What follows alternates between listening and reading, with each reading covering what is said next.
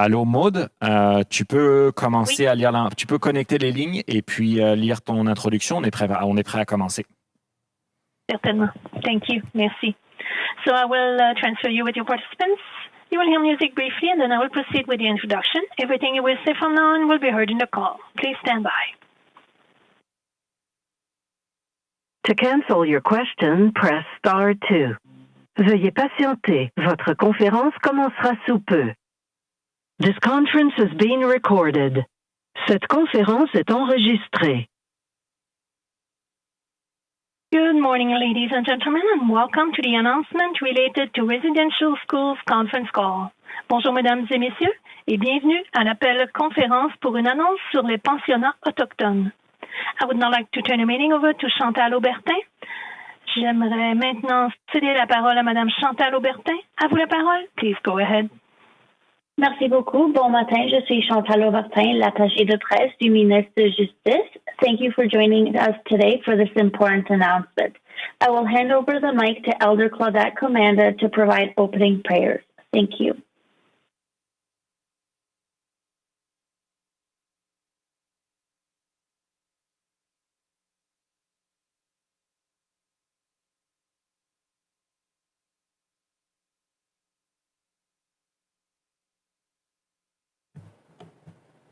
Elder Commanda, the floor is yours. Sorry about that. I thought I unmuted, but it went back to being mute. So let me begin all over again. I say, Kwe Sheba. Good morning to everyone. Bonjour tout le monde. Bonjour. Good morning. Kwe Kakina. It is a beautiful day today. Elders, Indigenous leaders, ministers, and invited guests, I bring you warm greetings on behalf of the Algonquin Nation. I am here with our Grand Chief, John Boudreas, and together he and I, we welcome you. We welcome you, beautiful people, brothers and sisters, to the homeland of the Algonquin people. Pijajikoma Nishnabe Kio Mama Weneniwal. Pijajikoma. Bienvenue au territoire de mes ancêtres, nous peuple, la nation algonquin. So I welcome each and every one of you with a warm heart. I hold this grandfather, this eagle grandfather, in honor of First Nations and Indigenous children. And we must come together. We must come together with that one mind, that one heart, and that one prayer for the children. And let us remember that regardless of the title that we hold, regardless of the communities we work for, it is always for the children. Because we know that First Nations children, Indigenous children, all children are so sacred. They are a sacred blessing. In the wise words of one of the great leaders, Chief Sitting Bull of the Ogallala Lakota people, he said, look to your daughters and to your sons, for they are your future.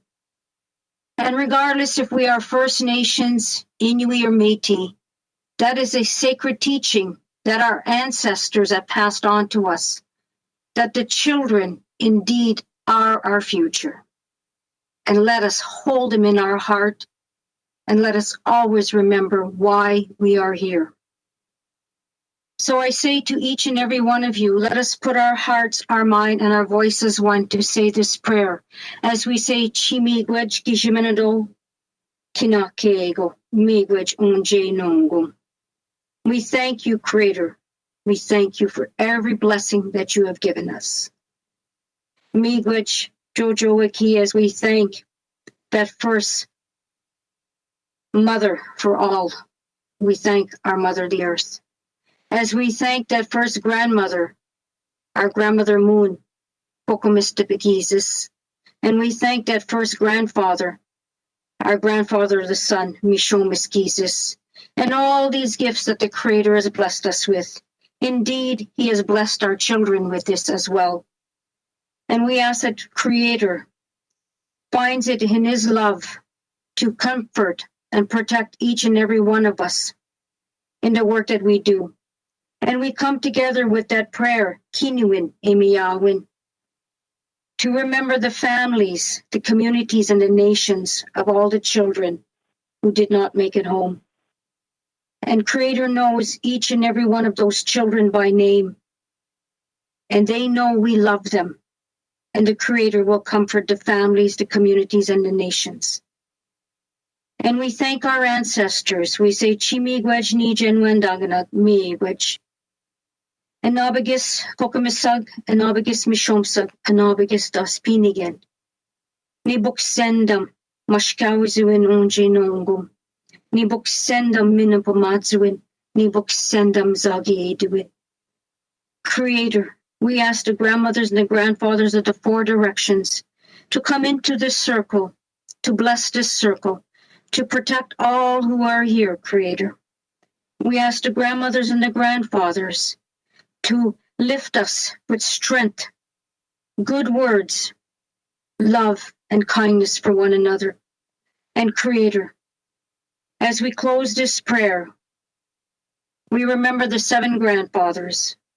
And Creator, we ask that we continue to walk in the comfort and in the love and in the strength of those 7 grandfathers, whom we call love, wisdom, respect, courage, humility, honesty, and truth. And we say, Chimigwej gishiminado onje, ninuin emiyawin onje kakina. Migwej gishiminado onje, kinuin emiyawin. Chimigwej kibijano manongom kakina. I thank each and every one of you for being here. And we pray for our leaders. We pray that our leaders, each and every one of you, to have strength and to remember that the Creator upholds you with goodness, love, and kindness, because it is for the children and all our communities. And let us make today, and as we move forward to tomorrow, that it will always be a brighter day for all our children, for indeed they do matter. Chimigwej zagi kizagian. Thank you, and I love you all. Migwej. Thank you. Thank you very much, Elder Commanda. Now I'd like to invite Elder Verna DeMonte to provide opening prayer. Bon matin. Good morning. Damame, Mr. Menen.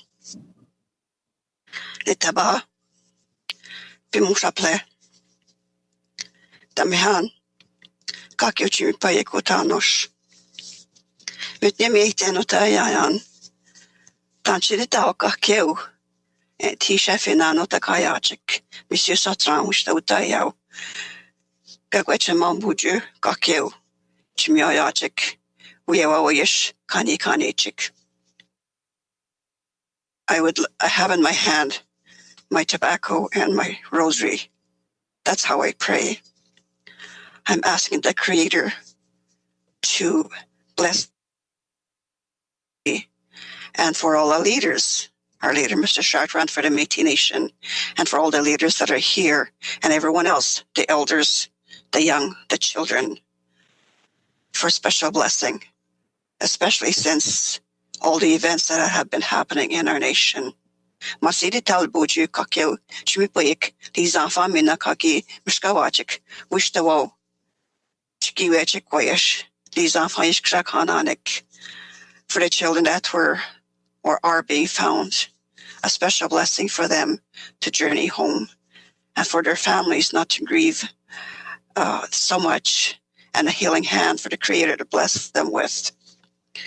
Nishauta de chipata benota, kakegoch kemun, omal assembly kwayash mi bayek, omalis enfants, kawita shamachik, kwayash chashtek. I ask the Creator for this event today and for announcement today that to hold a special blessing for them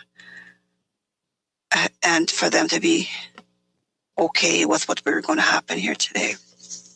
I want to thank the Creator for the opportunity for us to be here and to guide us as we meet today.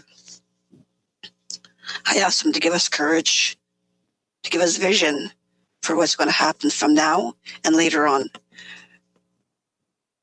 I ask for good health for everyone here and for everyone to stay safe I know restrictions are starting to open up. The restriction much than a mock.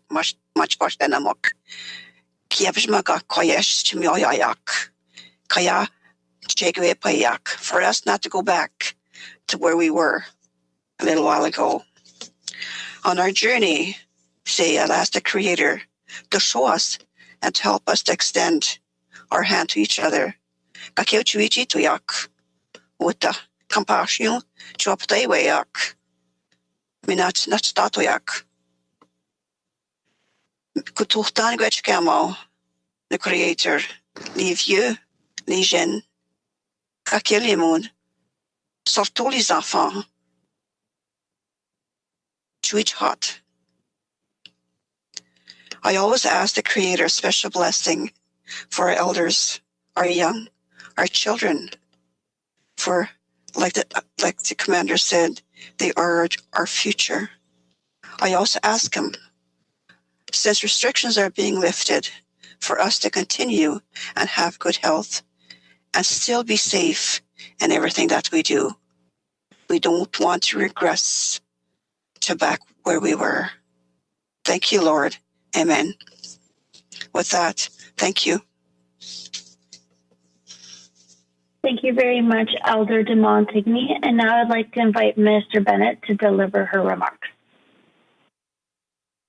Kwekwe, Ulakot, Tansi, hello, bonjour. Je vous parle aujourd'hui du territoire traditionnel de la Première Nation de Mississauga de Credit, où nous honorons tous les peuples autochtones qui ont pagayé ces eaux et dans les mocassins ont parcouru ces terres. With respect and appreciation and love for Elder Commander, I'm pleased to provide an offering of tobacco in keeping with the tradition of the Algonquin and Anishinaabe. And earlier, as an offering to Elder de Montigny, in appreciation for starting us off in a good way, I was asked to put down tobacco here at my home in Toronto under our pine tree, and to say thank you in advance of her words. And I hope that Elder Sirkak will be able to join us for the drum song at the end, and for him we have some Inuit cloudberry tea. We look forward and hope that he will be able to join us. So I'm pleased to join Ministers Miller, Guilbeault, and Lametti in making this important announcement today, and huge gratitude to Grand Chief Boudrias, National Chief Archibald, President Obed, President Chartrand for being with us this morning. For many people across Canada, the recent news of finding unmarked graves at residential schools was an awakening to a deeper knowledge of the truth and the true horror of residential schools and the continuing impacts on Indigenous peoples today. These truths have been known by Indigenous communities for years.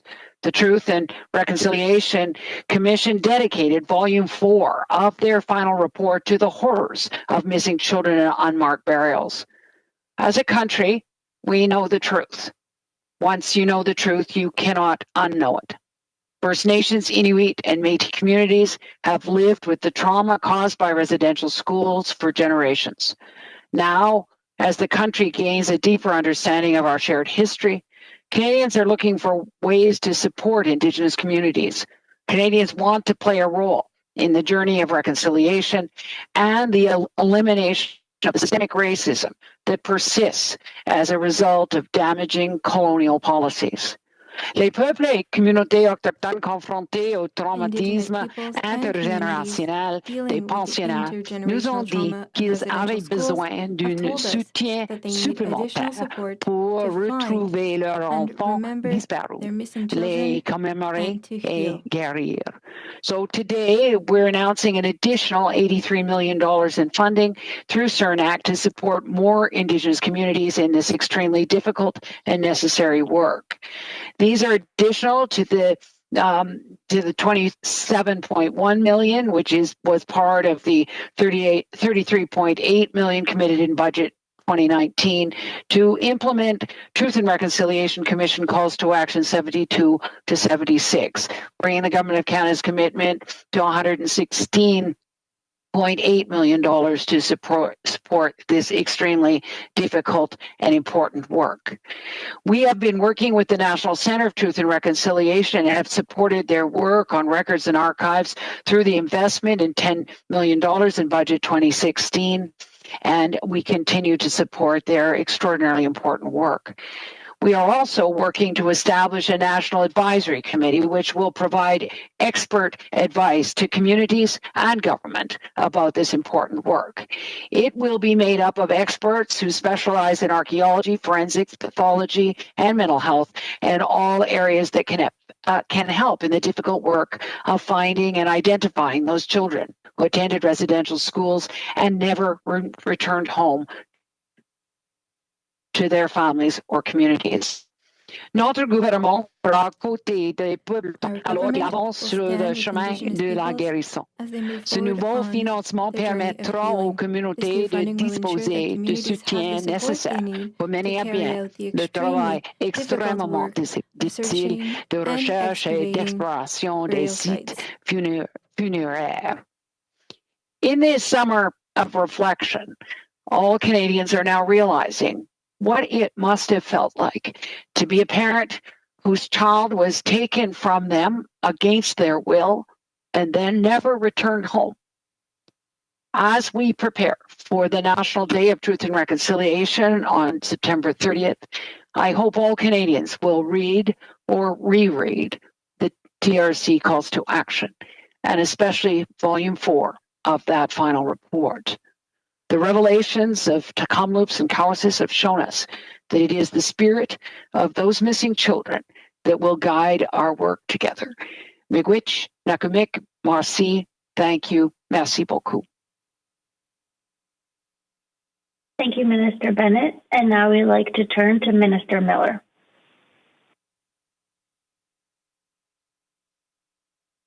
Good morning, Kwekwe Ulukut, Tanse, hello, et bonjour.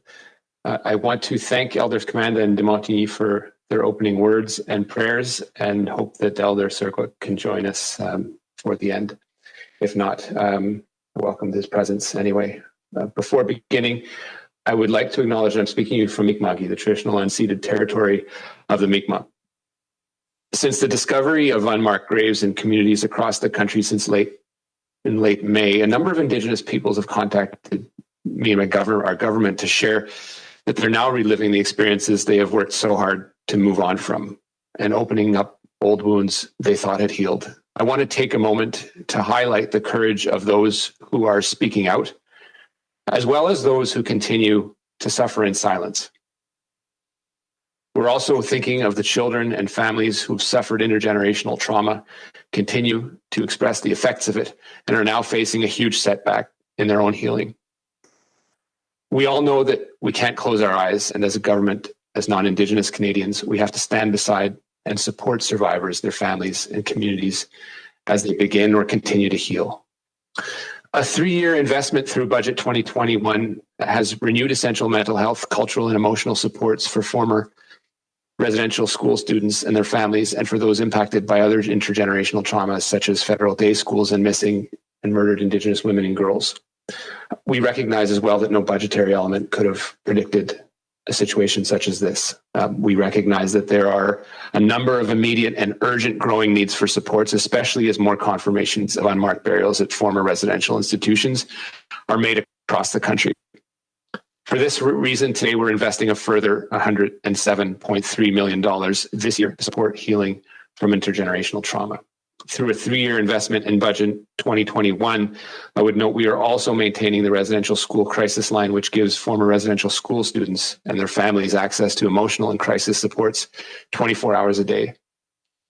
All Indigenous peoples can access the Hope for Wellness helpline, which provides immediate toll-free and online support and crisis intervention 24 hours a day, 7 days a week.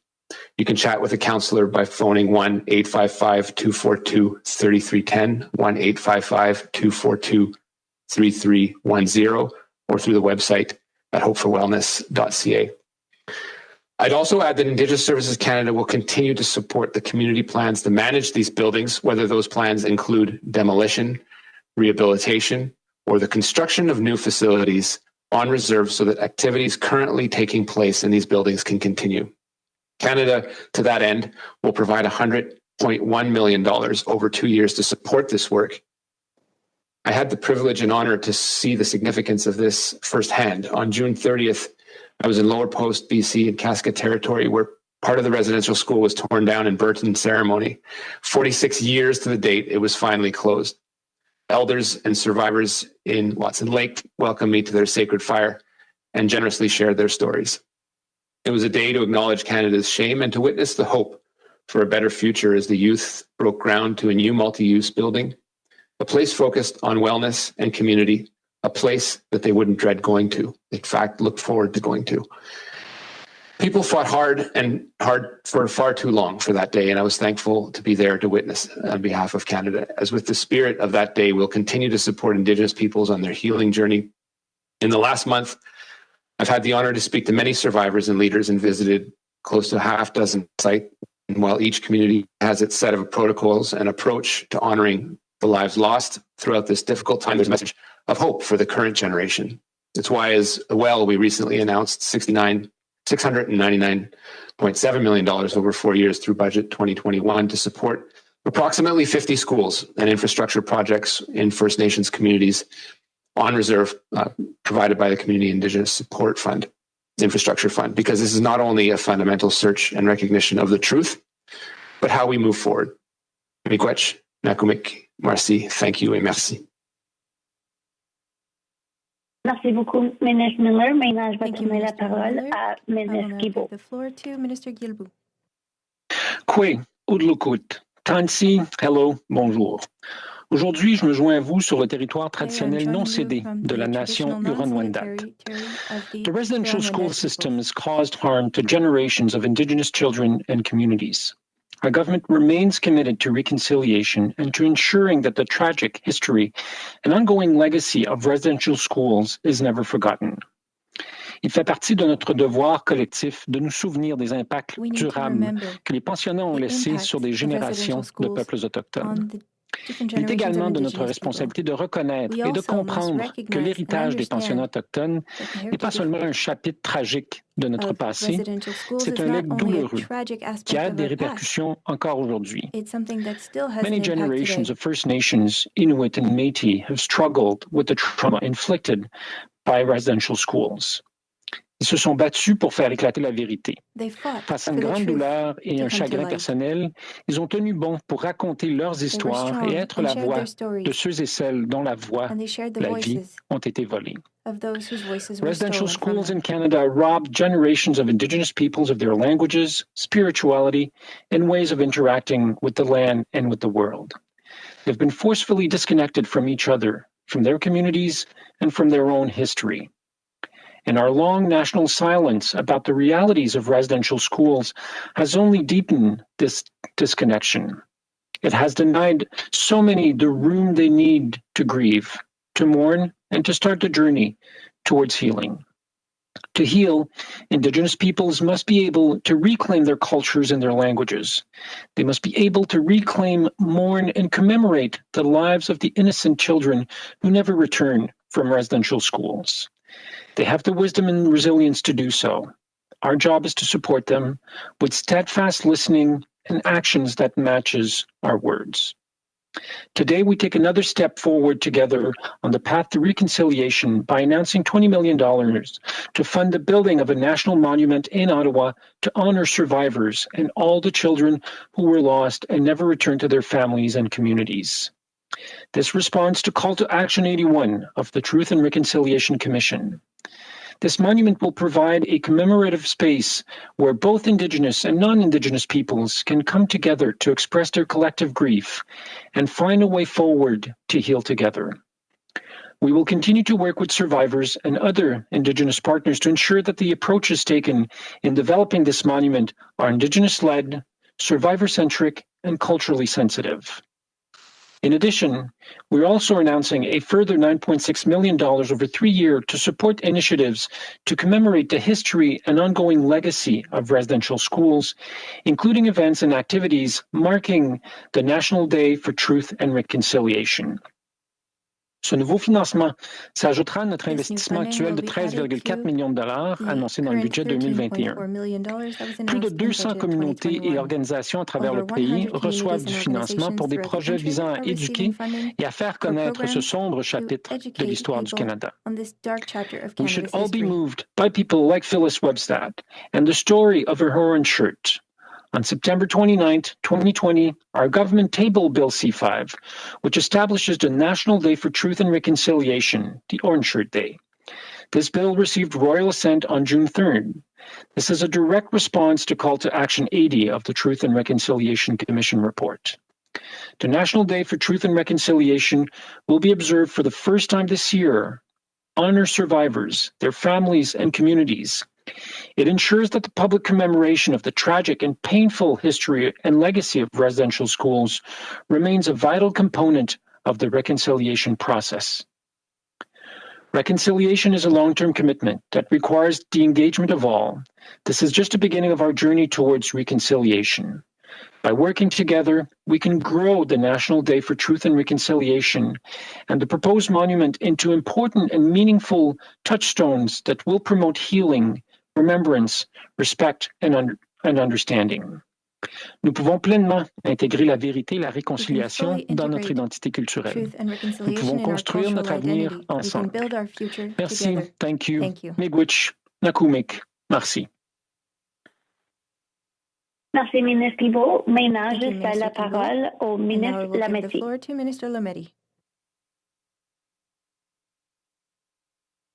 Kwekwe, ulukut, tansi, bonjour, hello. I would like to acknowledge that I'm joining you from my office, which is located on the traditional territory of the Algonquin people.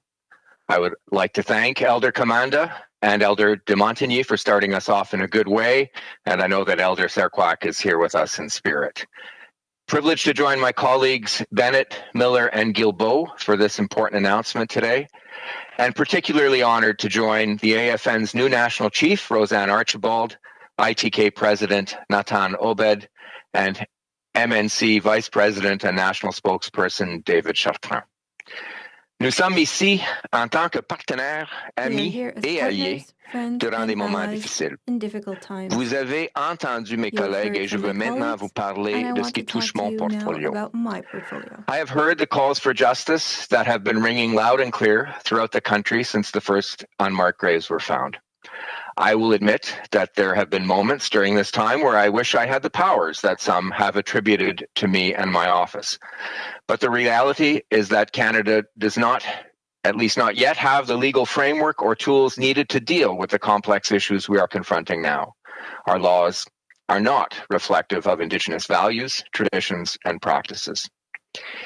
Il est donc clair que nous devons travailler autrement pour soutenir les Premières Nations, les Inuits et les Métis alors qu'ils traversent leur deuil et répondent éducatement et respectueusement à leurs besoins. C'est le processus que nous amorçons aujourd'hui.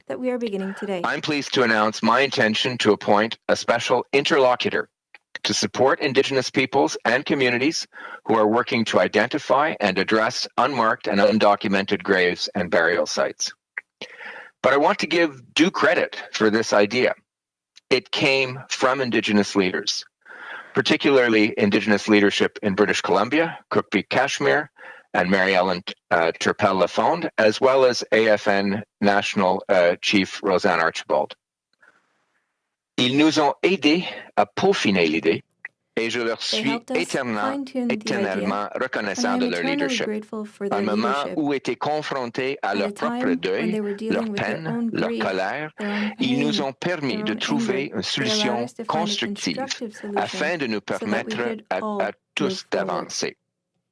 Évidemment, je veux aussi mentionner que l'interlocuteur spécial sera sélectionné suivant des discussions avec le leadership et les communautés des Premières Nations, des Inuits et des Métis. Le mandat de l'interlocuteur spécial sera d'abord et avant tout de bâtir ou rebâtir une relation de confiance et de la transparence alors que nous progressons vers la guérison, la justice et la réconciliation. So what will the special interlocutor do? Working with Indigenous peoples, This person will assist in charting a path forward. They will identify needed measures and recommend a new legal framework that respects the dignity of burial sites and Indigenous children, in line with the wishes and traditions of communities and families. They will evaluate federal laws, policies, and practices surrounding unmarked and undocumented graves and burial sites at residential schools, and set out responsibilities for their protection. They will facilitate dialogue with provinces and territories for matters within their jurisdiction and with other relevant institutions such as churches. And perhaps most critically, the special interlocutor will focus on establishing a relationship between Indigenous peoples and their governance institutions and Canada that will help us move forward together in healing and in partnership. This means establishing and strengthening trust that must be built from the ground up. It means using culturally appropriate engagement processes that allow space for open dialogue between Indigenous peoples and government. It's also important to note that the special interlocutor's mandate may evolve as discussions with Indigenous communities and leaders take place. The role will be developed collaboratively to ensure that it meets the needs of Indigenous peoples. La décision de nommer un interlocuteur spécial est prise avec humilité, ouverture et dans l'espoir d'une véritable réconciliation. Together, we can create a new process that will allow for a deeper dialogue and meaningful engagement and build a better, just future for all Indigenous peoples. Megwich, Nakamik, merci, thank you, merci. Merci, Minister Lametti. Now I'd like to invite Grand Chief Boudrias for his remarks. Elder Lametti, Elder Commander, President Obed, National Chief Archibald, and Mr. Chartrand, and as well as all the ministers, Kwekwe Kakina, Kwekwe Anishinabek, Asich, Kwekwe Wijak, Minupjak, Anishinaabe Aki Wodinen. So welcome today from the Algonquin unceded territory. I'm very proud to be here today and participate in today's announcement.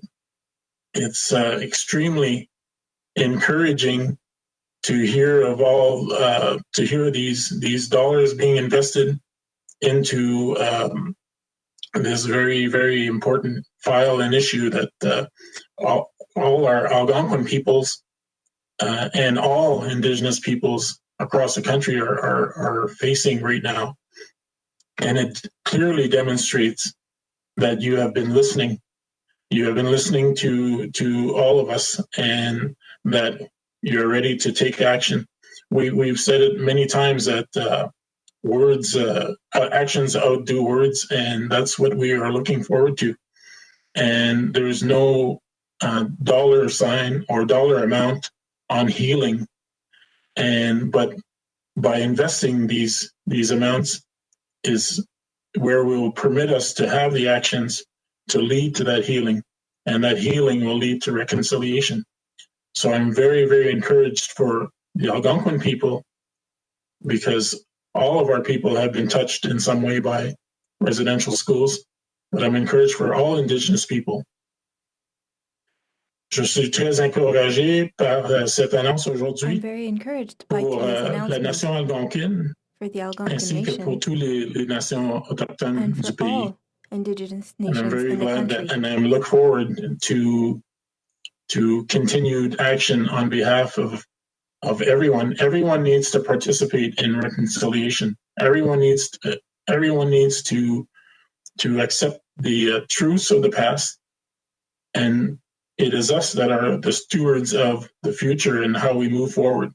And I look forward to moving together towards this continued path of reconciliation on behalf of the Algonquin peoples and all Indigenous peoples. Miigwech. Thank you. And now I'd like to turn to National Chief Archibald.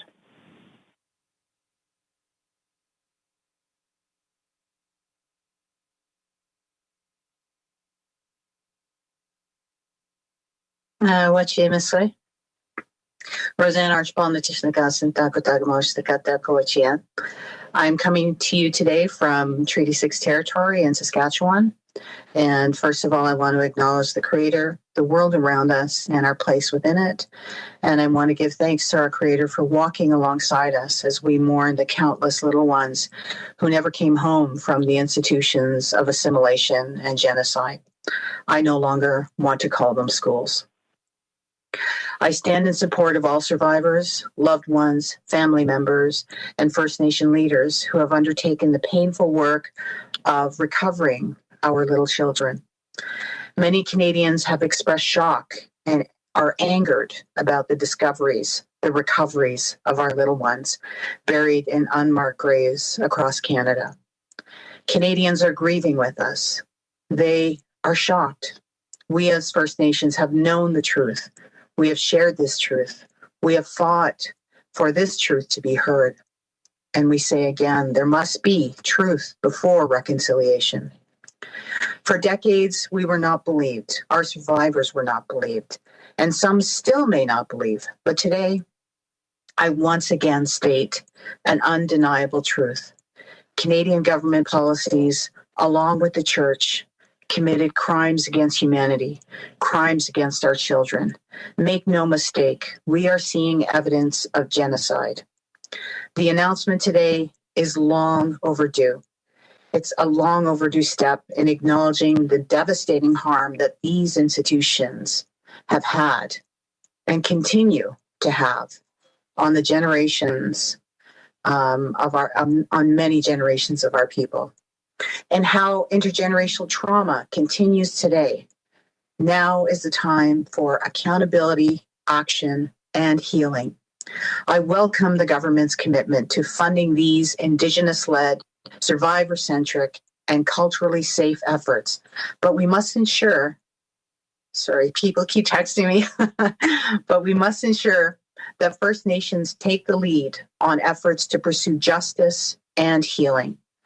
I also look forward to working with the special interlocutor as soon as possible. Now, I ask all levels of government and all Canadians to listen to First Nations and Indigenous leadership, respect our voices, our knowledge, and our grief as we continue fighting for the little ones, as we have been doing for so long. Thank you, miigwech, ninanaskamun gasakitin. Ninanaskamun in my language means I am grateful, I am thankful, I thank you, and gasakitin means I love you. Thank you, National Chief. And now we will turn to President Obed. Nakamik, thank you. Udlaku, good morning, everyone. It's so good to be here on this day where we are embarking on a next step in the work that is necessary to respect the human rights of First Nations, Inuit, and Métis Canadians and Canadian children. I think it's so important to recognize that these children were Canadians in Canada when this all happened. And the reasons why we need bills like C-15, the implementation of the United Nations Indigenous Peoples' Rights, is because our human rights were not upheld and respected for much of Canada's history. The announcements here today, especially in relation to the process of how we will go through this together, are necessary. The creation of a special interlocutor. We look forward to working with First Nations and Métis leadership, as well as the Government of Canada, to give this particular structure the ability to do good work and to get to the end result that we all want, which is respect and dignity for all those affected by this terrible Canadian tragedy, but then also for the respect of the missing children and the rights that they were never allowed to partake in as children. We still have to honor them and honor their legacy today. The National Advisory Committee also can play a very meaningful role in guiding all of this work. And we look forward to working with the Government of Canada and First Nations and Métis to ensure that this particular structure as well is supportive and helpful towards the various types of work that we know are necessary. I'm also very pleased to hear about the additional investments in mental health and in supports for residential school survivors and all First Nations, Inuit and Métis who have been affected and need mental health supports during this time and also for the times to come, because these issues are not things that are compartmentalized and are things that are dealt with in a specific time frame. The intergenerational trauma and the lived experience and trauma that many First Nations, Inuit and Métis have in this country it requires mental health supports in many different ways over the course of a person's lifetime. We have to maintain that support for all those who have been through such difficult events. Also, in relation to the monument that is being announced today, we recognize that this monument will be on the unceded lands of the Algonquin, and so very pleased that the Algonquins are here to help kick off this discussion that will lead to a monument. I can't help but also think about the opportunities we have with 100 Wellington and a place where we can also dedicate space to remember the children and to remember residential schools and their horrific impact on Indigenous peoples in this country. Also looking forward to September 30th and the first national holiday or National Day of Remembering in relation to truth and reconciliation. And we, as a country, have a lot of work to do to properly respect First Nations, Inuit and Métis.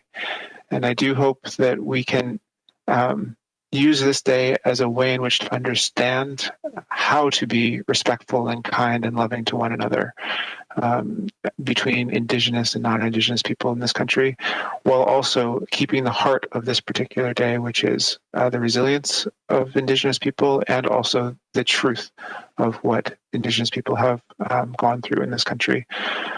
Look forward to the work to come, and ITK is supportive of these developments and looks forward to working in close partnership with the Government of Canada, First Nations, and Métis in implementing this work. Thank you very much, President Obed. I would like to invite now Chief Chakra. I'm not a chief, I'm a president, but thank you very much. I'd like to thank my good friend Claudette, Elder Commanda, for prayer. I speak fluent Pseudo also. Elder Verna, of course, de Monte for the Elder of the Métis Nation, and it's such an honor to hear Michif being spoken here, as referenced by Minister Guilbeault. Language is essential. And of course, we miss Elder David Sirkwak. I always love hearing his stories and his messages. But let me start off by thanking the four ministers that are here, Mr. Bennett, Miller, Guilbeault, and Lametti. It shows that this is a very important file for this government in this country, because we have four ministers here today to join us, and I think it's sending a message that this is a priority for our Prime Minister and a priority for this government. I also want to thank again the Algonquins for allowing us, of course, in their territory. Grand Chief John Baudris, it was an honor listening to you, and also, of course, National Chief Roseanne Archibald. I look forward to the great success that Archibald will bring, and of course our long-term partnership we will build, and my great good friend Natan Albad. It's always a pleasure to have him speak with such great caliber of leadership for the Inuit. But today's an important day for all of us. I think this country is on a journey together. It took us over a century to get here, and it's going to take us many decades to get past this. There's a lot of pain and suffering that's happening right now, and there's more to come. And I ask all Canadians to join us in this journey because it's going to take us time. It took a lot of time to try to take us out of this country, to rid us of our existence, of our culture and our languages, and just our soul. And it's important that we recognize the suffering that's happening out there. It's hurting so many people.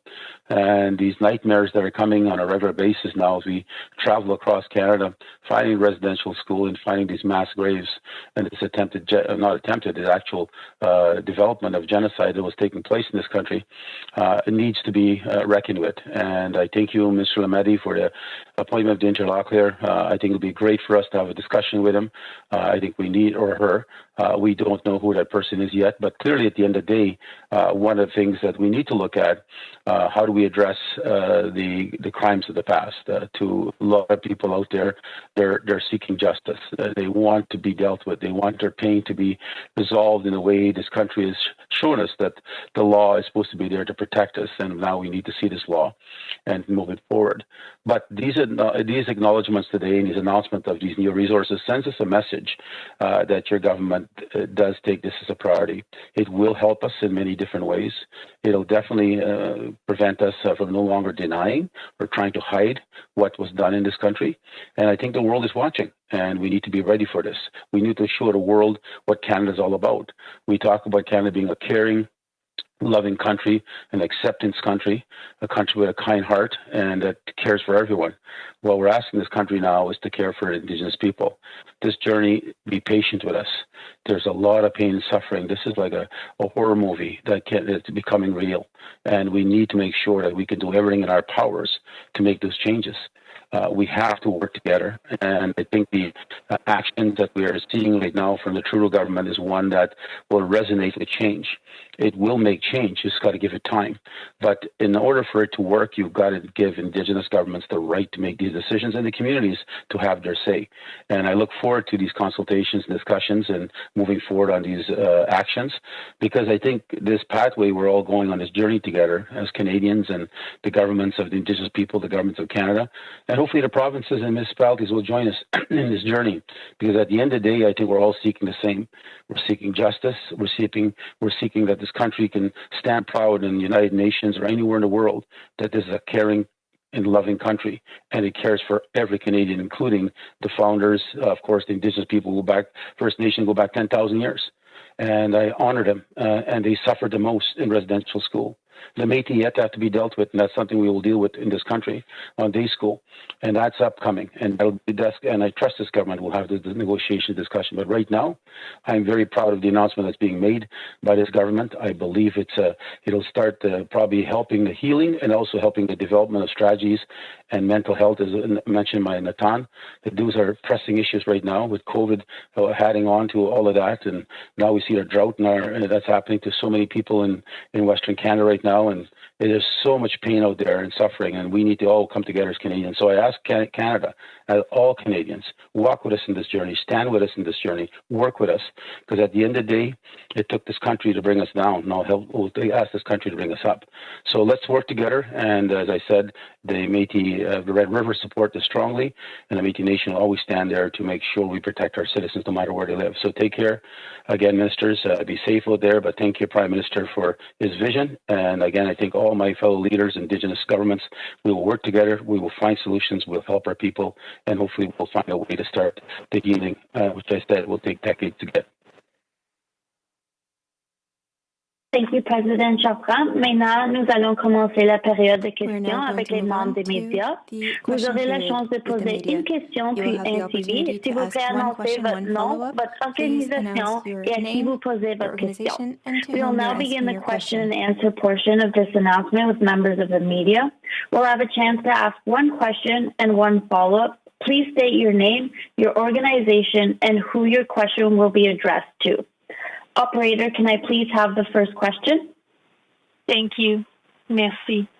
Please press star 1 at this time if you have a question. S'il vous plaît, appuyez sur l'étoile maintenant pour poser une question. There will be a brief pause while participants register for questions. Il y aura un court délai vous permettant de vous enregistrer dans la file d'attente. Merci de patienter. We thank you for your patience. Our first question is from Rafi Boudjikanian from CBC News. Please go ahead. À vous la parole. Thank you. Hi, my first question is for Chief Archibald. You said in your remarks that clearly we're seeing evidence of genocide. Today you're standing next to 4 Canadian government officials representing a government that has sidestepped using this word so far, at least when it comes to residential schools. So how difficult is it to embark on a journey of reconciliation with them in that circumstance?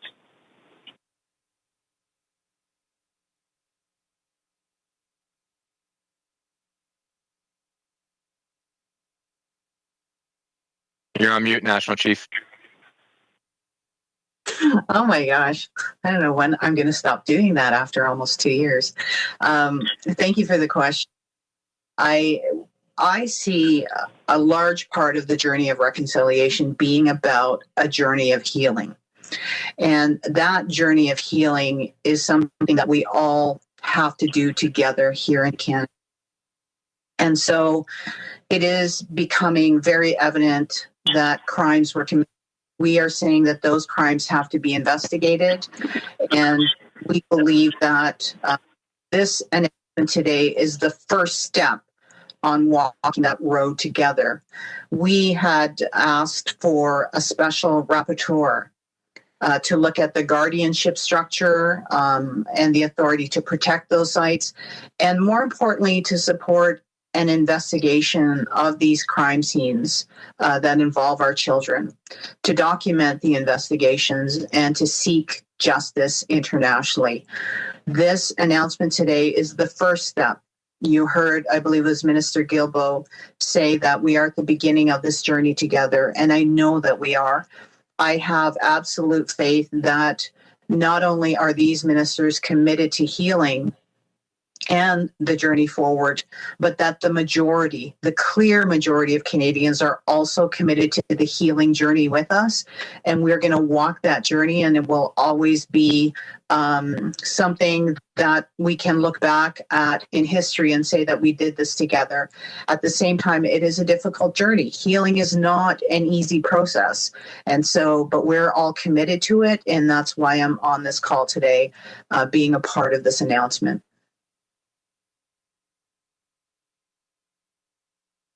Thank you. My follow-up question is for Minister Lametti. In your remarks, you referred to wishing you had some special powers that your office didn't have. What kind of powers were you talking about, and what would you do with them? Thanks, Rafi, for the question. I guess what I was trying to say in an indirect way was that I'm the Attorney General of Canada, not the Attorney General of the United States, and that the way we have configured the system is that I don't have investigative power, and I have only limited prosecutorial powers. We've given that to prosecution services at the federal and provincial levels across Canada. And in addition, we have the complexity of a federal structure in which these kinds of investigations are undertaken by local police, the police of jurisdiction, and then the prosecutions would, working with the police, be undertaken in most cases by provincial prosecution services. So that's the system that we are actually in. It may be that's something we want to look at through the interlocutor in order to push these kinds of files forward. But for the time being, that interlocutor will help open doors, facilitate dialogue amongst all of these various actors, and will help us identify these kinds of gaps that might exist in which we might be able to do better down the road. This will be done in a human rights frame. This will be done in a forward-looking frame. I think National Chief Archibald, President Obed have mentioned the human rights frame with an open, frankly, an open mind towards, working with international bodies should they decide to come in, and working with all levels of government, and Indigenous and non-Indigenous. Thank you, Minister Lametti. Opérateur, prochaine question, s'il te plaît. Thank you. Our next question is from Mackenzie Gray from CTV News. Please go ahead. À vous la parole. Hello. My first question is for Minister Miller. Minister, it's been 75 days since the first graves were found in Kamloops, and today is the first time I think that you're announcing new money for finding unmarked graves. What took your government so long to announce this money?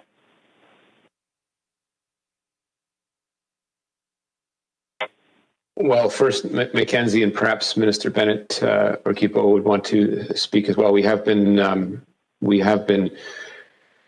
first and foremost creating a central point within government for communities to reach out and get further support, whether it's for searches, whether it's for the next steps. And as you've noticed and perhaps noticed nationally, there isn't one cohesive approach to how a particular community wants to proceed with respect to the discovery of a site. A lot of them had children taken from many surrounding communities, and so there is a process that is being observed within communities to make sure that they are doing the right thing and be the imperfect voices of survivors as they articulate the path forward, as well as reach out to other communities that may have had children taken to these institutions.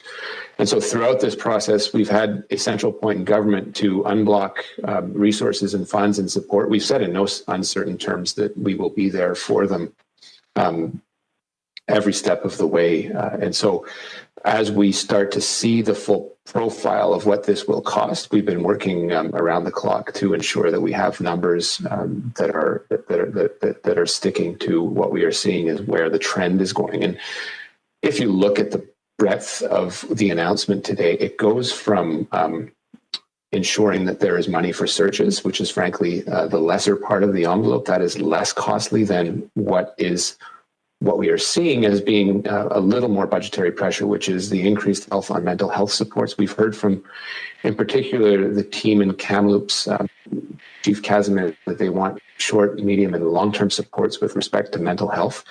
That in some communities, they want support in environmental remediation to these sites where there's been heavy oils used and contamination, as well as looking towards the future, which is building up new buildings where children can look forward to attend. That was the case in Lower Post and other places around the country. You also saw announcements in and around the Mohawk Institute, where Infrastructure Canada invested about $8 million in fixing a building that they want to use to preserve the evidence. So there is a range of approaches that we have to appreciate, Mackenzie, and also a timeline that we need to respect. There are many communities that want to respect the elders need to take a little more time, and they don't want to be left behind in the funding announcement. So there is a complexity to this. Up to now, communities have had a response from government that has been perhaps less coordinated and more piecemeal insofar as they've had to go to Infrastructure Canada, my department, Minister Bennett's department, Minister Guilbeault's department, independent organizations for support for this. And now what we're announcing is looking at what's going on in the last 2 months, a cohesive and coherent approach, I guess a one-stop shop of sorts at the federal government where communities can get what they are saying they need. And that's something we've said all along, but now we've got numbers that stick to it. Perhaps Minister Bennett would like to add some as well. Yes, thank you. And Mackenzie, absolutely. The money that we announced on June 3rd, the $27.1 million, we've been just really impressed with the number of proposals and the excellence of the proposals in terms of detail of what can happen in the short, medium, long term, and our ability to quickly evaluate and get that money out the door. And it became clear that we would need more, as was anticipated, and so that's what we're doing today. We want to be able to let all communities know that we'll be there with them as they do this difficult work, whether it's the knowledge gathering, whether it's commemoration, whether it's the searches. We are working, as Minister Miller said, as a whole of government, that from Parks Canada to DND to everybody is really prepared to put their best expertise forward in kind, but also for all of us to have the kind of resources that we can then make sure is there for communities as they plan and do this important work. But it's really unbelievably inspiring to see the just meticulous nature of the planning and the work that we get to support. My follow-up question is for Minister Lametti about what is going on in China right now. Last night in a press conference, Dominic Barton, the ambassador, was asked if he thinks there is a connection between the Schellenberg verdict and Meng Wanzhou case. He said, and this is a quote, "I don't think it's a coincidence that these things are happening right now while events are going on in Vancouver." Is it the position of the government that the Schellenberg case is tied to Meng Wanzhou?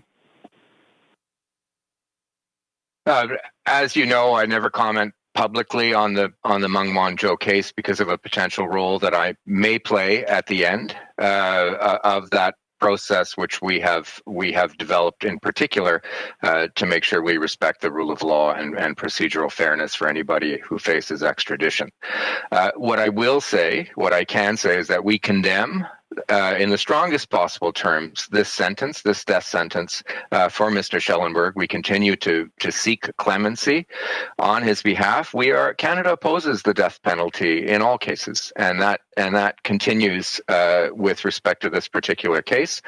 And we will also continue to work diligently, all of our colleagues around the table, with every resource that we have at our disposition, to work to free Michael Kovrig and Michael Spavor, for which we feel they are trumped up charges for which there's absolutely no basis in law. Thank you, Minister. Operator, next question. Thank you. Our next question, notre prochaine question est de Laurence Martin de Radio-Canada. À vous la parole. Please go ahead. Oui, bonjour. Juste avant que je pose ma question, je me demandais, M. Lametti, si c'était possible pour vous de répéter en français ce que vous venez de dire, votre réaction en fait à la condamnation à mort de Robert Schellenberg.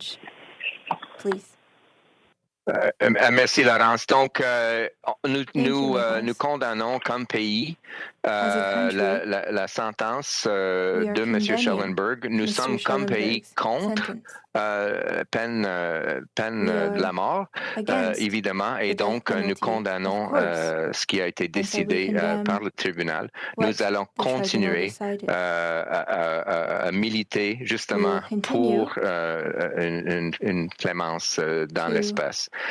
Je voudrais ajouter aussi que nous travaillons en tant que gouvernement avec toutes les ressources à notre disposition pour libérer M. Spavor et M. Kovrig. Nous pensons que ce sont des processus opaques et arbitraires, et nous voulons qu'ils soient libérés aussitôt que possible. Parfait. Merci, M. Lametti. Ma première question est peut-être pour le ministre Miller. C'est concernant du financement pour la démolition de certains anciens pensionnats autochtones. C'est ce que révélait mon collègue Daniel Leblanc ce matin sur le site de Radio-Canada. Est-ce que c'est possible de confirmer ce financement-là? Est-ce que c'était une demande des communautés? Si oui, comment est-ce qu'elles vous ont dit que cette destruction-là pouvait les aider dans leur guérison? And then maybe if Chief Archibald, you want to add on this, the funding for the demolition of certain sites of where there were residential schools, how will this help your journey towards healing? Merci, Laurence. L'annonce d'aujourd'hui, évidemment, c'est une annonce d'une somme importante, d'une centaine de millions de dollars, spécifiquement pour la démolition et la reconstruction de bâtiments sur les sites. Ça reflète la demande, évidemment, qu'on a eue depuis les 2 derniers mois, mais aussi les demandes qu'on voulait honorer depuis fort longtemps. Vous vous souvenez peut-être dans mon allocution que j'avais mentionné le site à Lower Post qui milite, dont le peuple Cascam milite depuis fort longtemps, trop longtemps, pour à la fois démolir le building existant, l'annexe qui restait, et reconstruire un bâtiment, un multiplex sportif pour les enfants, pour de l'espoir à des gens qui n'en avaient pas vis-à-vis ce site. Et donc, c'est le reflet de plusieurs demandes qui existent à travers le pays. Je dirais que les demandes ne sont pas identiques. Il y a une volonté à certains niveaux de détruire et de passer à autre chose. Il y a dans d'autres une volonté, je pense, au Mohawk Institute de préserver l'édifice et d'avoir un site qui honore la mémoire des victimes. Alors, ça dépend. Jusqu'à maintenant, il a fallu le faire, je dirais, à l'emporte-pièce, aller chercher des enveloppes qui n'étaient pas à point ou nécessairement tissées sur mesure pour les pensionnats en tant que tels. Maintenant, c'est une somme importante dédiée à l'infrastructure, à la destruction de ces édifices qui évoquent évidemment l'horreur des pensionnats. Dans certaines circonstances, mais ça dépend du processus qui se déroule à l'intérieur de la communauté, un processus qui peut être très, très, très long, évidemment, vu les sensibilités et vu la délicatesse de l'enjeu. Donc, c'est important, évidemment, et la somme est là, et les communautés qui le voudront vont avoir accès à cette somme, à ces sommes. Donc, ça reflète, évidemment, les discussions qu'on a eues au cours des 2 derniers mois. Over the past months. Chief Archibald, do you want to? Oh, yeah. Thank you for the question. I've always said this, that we have to do more than just destroy or tear down these symbols of colonialism, these symbols that represent assimilation and genocide. We have to do more than just tear them down. If you look at the fact that there are 139, recognized institutions that were built across Canada, in total there were 1,300. If you even multiply that by today's standards of how much it costs to build a school, you're talking about potentially close to $2 billion that was invested in the destruction of First Nations people, our societies, our children, our communities, our language, our culture. And this announcement is the very beginning. It is really, truly the very beginning, because what we need is for governments, both federally and provincially, to invest the same amount of resources to rebuild these communities, to have communities reclaim their language, their culture, and to have an ownership on their healing journey. And so I agree that if a community wants to have the residential school torn down, that's not the total answer. The answer is, what will you build in its place that will help the healing of that community? Healing is the most important thing that we need to start talking about. How are we going to heal from this as First Nations people? How are we going to heal from this as a country?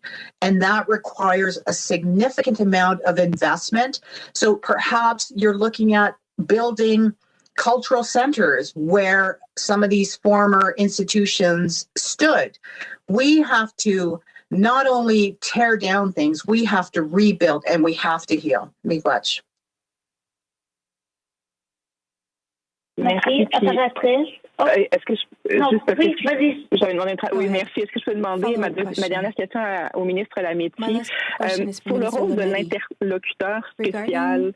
Est-ce que c'est possible d'expliquer en termes, disons, très, très concrets ce que cette personne-là va faire? Juste parce que je suis encore confuse par rapport à son rôle et à comment est-ce que ça se compare par rapport à un procureur spécial qui fait des enquêtes sur les crimes commis dans les pensionnats.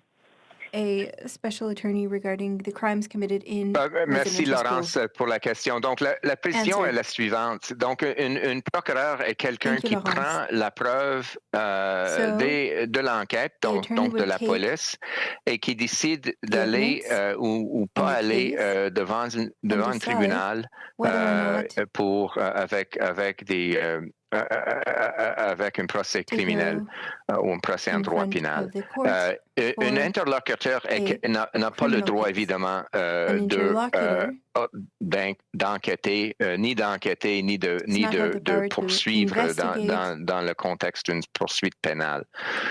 Mais ça va être une personne qui va faciliter le dialogue entre ces deux acteurs-là, une communauté, peut-être l'Église, peut-être des niveaux de gouvernement.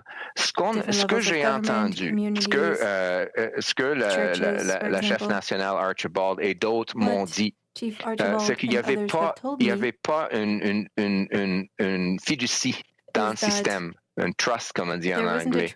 Donc, il faut rebâtir ces relations-là parce qu'ils ont été démolis dans le passé, justement par des fois par l'inaction, des fois par le fait d'avoir pris trop de temps.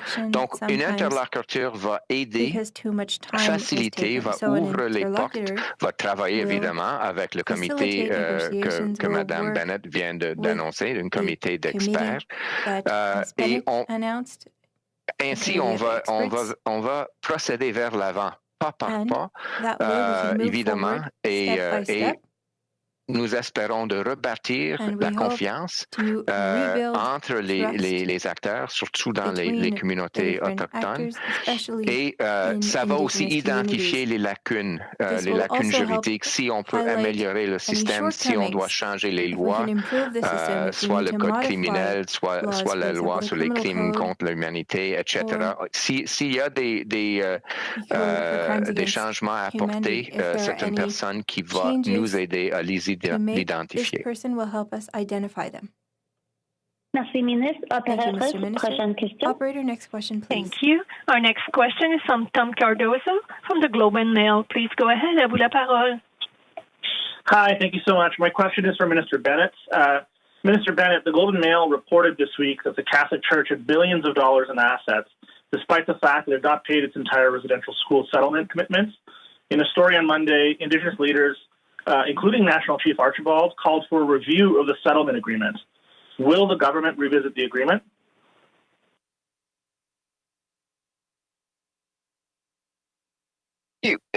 Again, all agreements are determined by the survivors and the participants, and so it is up, I think, to us to have a look at what Catholics are asking for the Catholic Church to do, and they're asking the Catholic Church to do better. They are saying that they weren't even asked to help when the Catholic Church failed in their ability to raise the $25 million. And so what I am hearing is that the Catholics want the Church to be there now, to deal with the intergenerational trauma, to deal with the healing, to be part of renewed efforts to address the tragic events and the persisting trauma and pain in Indigenous communities now. So I think that the issue is for everyone to step up and do more, and I think that is what I'm hearing from Catholics in terms of how they want to help and how they want the apology. They want the Pope to come to Canada to deliver the apology. The Prime Minister has asked. I have asked the Council of Catholic Bishops a number of years ago. I felt in the meeting with the Kamloops that the bishops were very much further along than they had been a couple of years ago in terms of what would need to be said in an apology, and we will continue to apply the pressure in that I think the Church has a moral obligation to do more. Okay, thank you. And my follow-up question is for Mr. Lametti.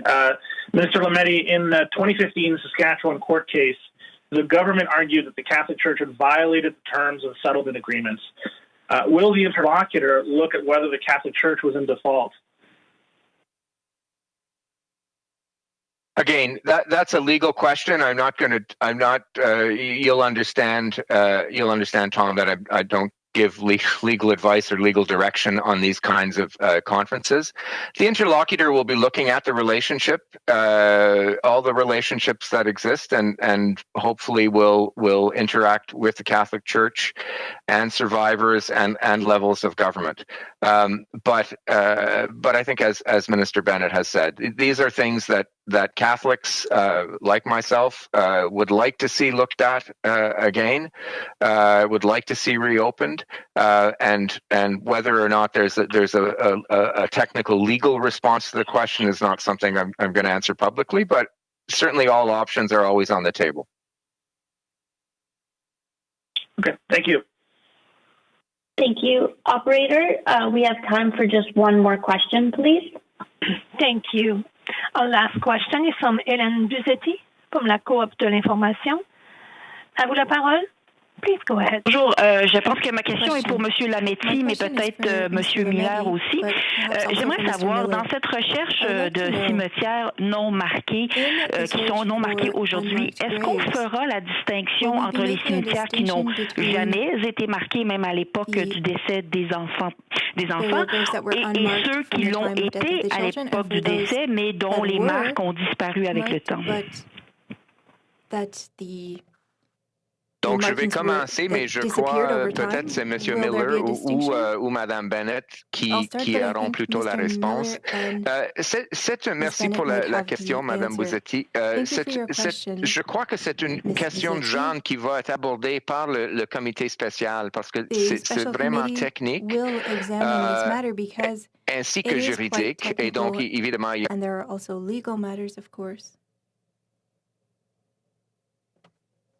Allô?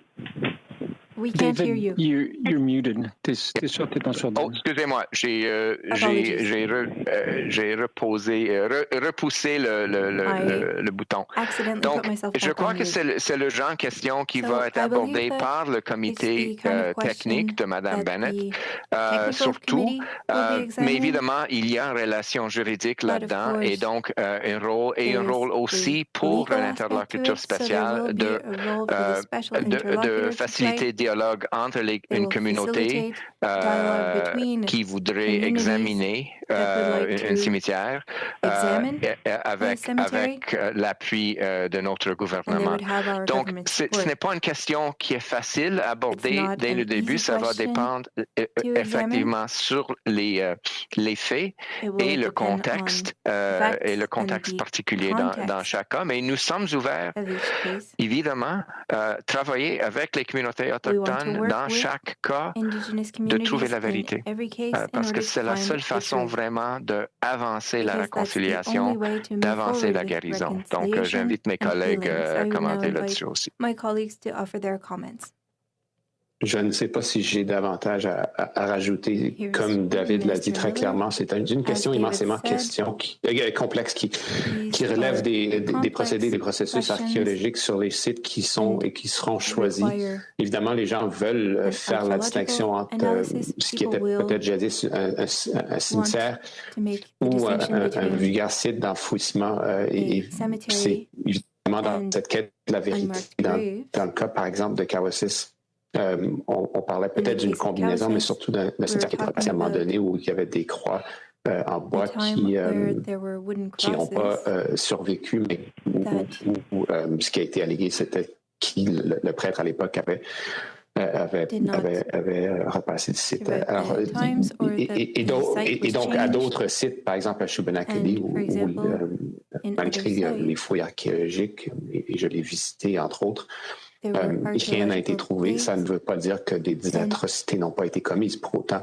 Et c'est l'importance dans tout ça, c'est cette recherche pour la vérité. Ça va être une question qui va être répondue et qui va être très, très complexe à répondre, mais il reste qu'il va falloir respecter ce qui a toujours été connu par les survivants et les aînés autochtones qui ont pointé à des sites où les gens étaient enterrés.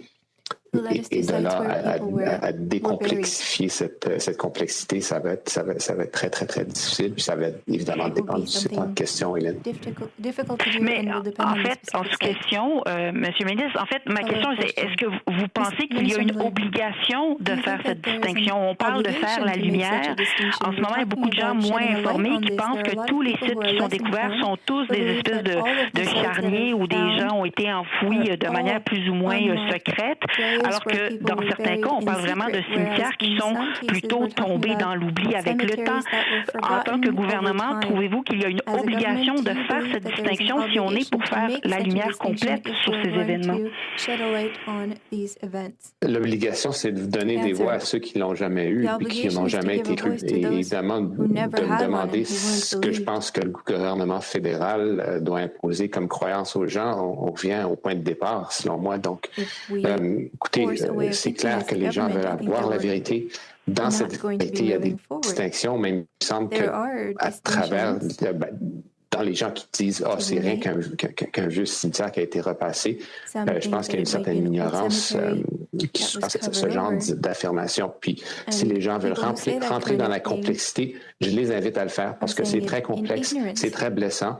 Et surtout, d'abord et avant tout, l'important, c'est de mettre la place et donner la place aux voix, la voix aux gens qui n'ont pas été crus au point de départ. C'est très important, Hélène, pour et dans les appels d'action de la Commission de la vérité et la réconciliation, d'avoir un processus géré par les communautés autochtones et leurs priorités. Comme ministre Miller a dit, c'est l'exemple de Cowessus, où c'est dans les années 60, une ancienne cimetière était enterrée et les pierres sont disparues. Mais c'est pour la communauté d'identifier